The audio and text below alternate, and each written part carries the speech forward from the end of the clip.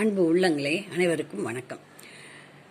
பாண்டிச்சேரி பற்றி சில வாக்கியங்களை வாசிக்க இருக்கிறேன்.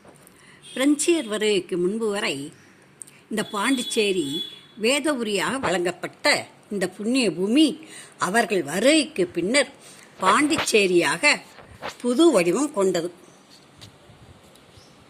மேலை நாட்டு புதிய கலாச்சாரத்தை தன்னுள் பூட்டி அழகு பார்த்தது.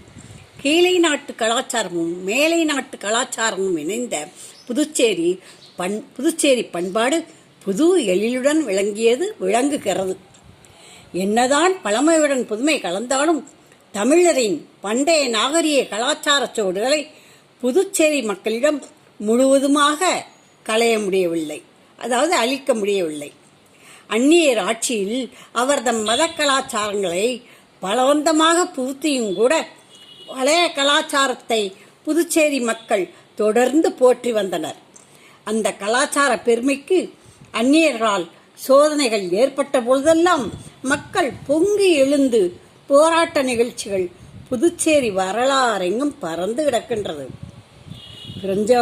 பிரெஞ்சியர் ஆட்சி காலத்தில் பாண்டிச்சேரி புதுச்சேரி வடிவம் கொண்டிருந்த நேரத்தில் அதன் பண்டைய கலாச்சார பெயரான வேதபுரம் என்ற பெயரை தம் பாடல்களில் அமைத்து பெருமைப்படுத்திய பாரதியாரின் கவிதை நயம் போற்றுதற்குரியது. பாரதியார் இங்கு இருக்கும் காலத்திலே கோணங்கி பாடத்திலே பாடிய பாடலிலே வேதபுரத்தை படம் பிடித்து காட்டுகிறார்.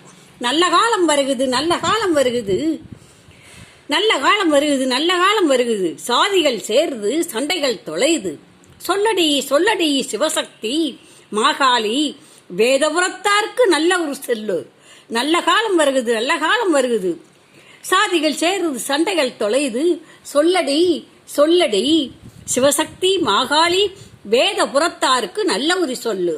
இந்த வேதபுரம் என்பது பாண்டிச்சேரியை குறிக்கின்ற வேதபுரி. இதை நாம் தெரிந்து கொள்வோம். நன்றி, வணக்கம்.